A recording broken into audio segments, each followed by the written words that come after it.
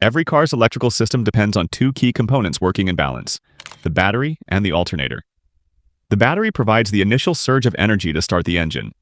Once the engine is running, the alternator takes over, generating electricity to power every system and recharge the battery.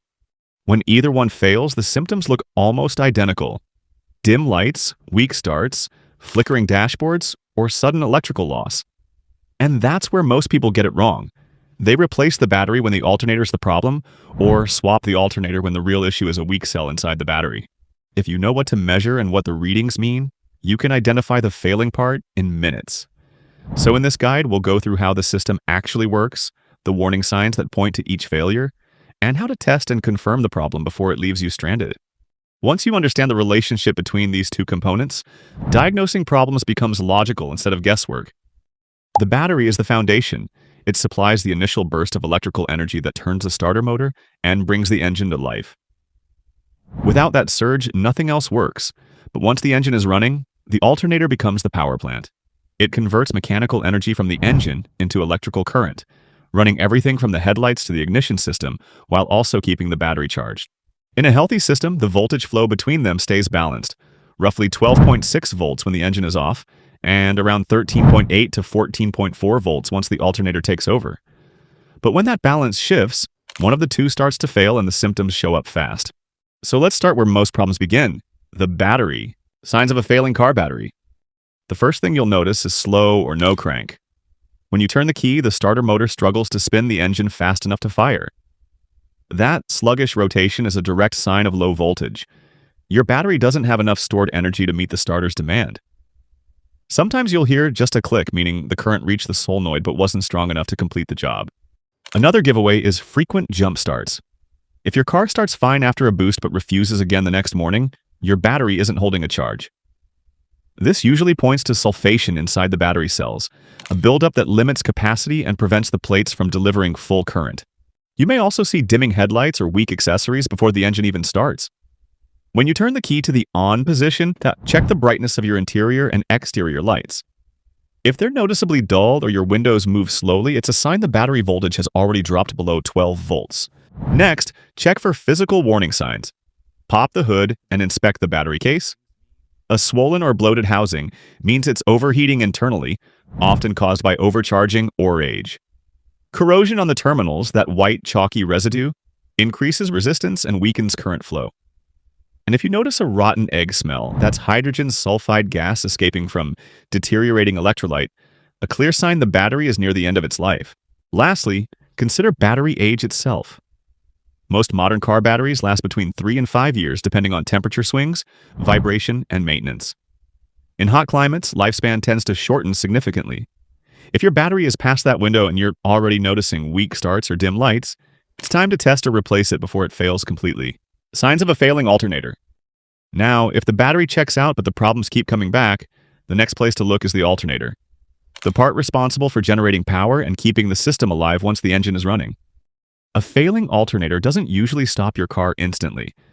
Instead, it slowly starves the system of voltage until everything begins to shut down one piece at a time.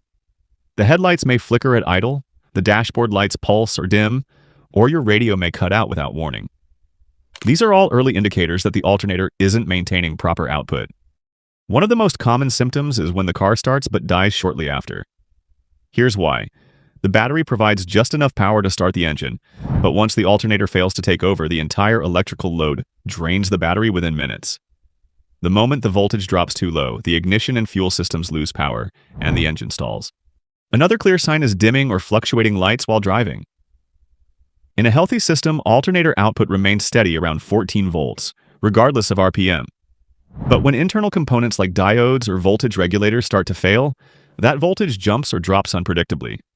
You'll see it as flickering headlights, especially noticeable at night, or when using multiple accessories like AC or defrost.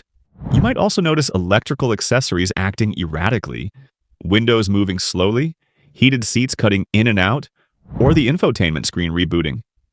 That inconsistency means your alternator can't provide a stable current, and the system is running directly off whatever charge remains in the battery. Another major clue is strange noises or burning smells from under the hood. A worn alternator bearing often produces a high-pitched whine or grinding noise that rises with engine speed. If the alternator belt is slipping, you may hear a squeal or smell burning rubber from friction. These mechanical symptoms indicate wear or excessive load on the alternator's pulley system.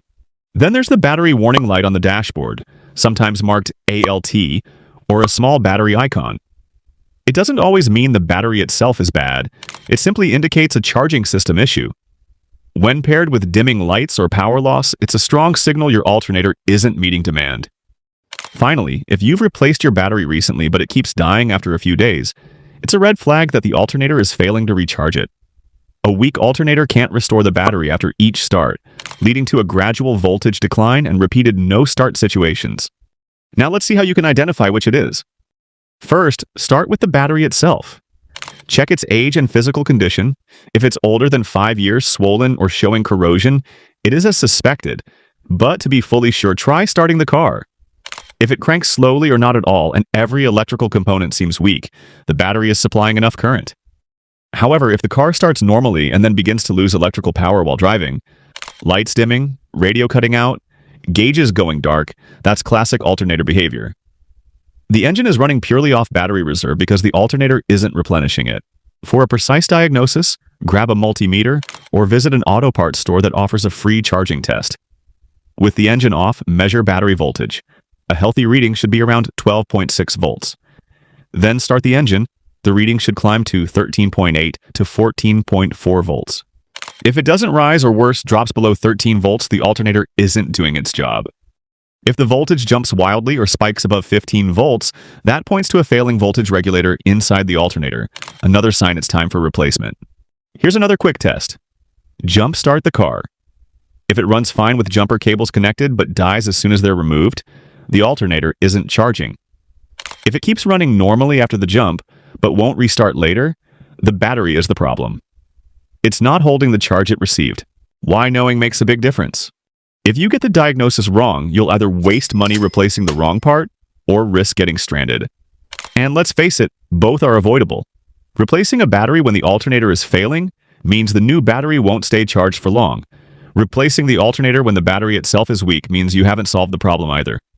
A new alternator can cost $400 to $800, while a quality battery runs into the $100 to $200 range, so guessing wrong can double your expense.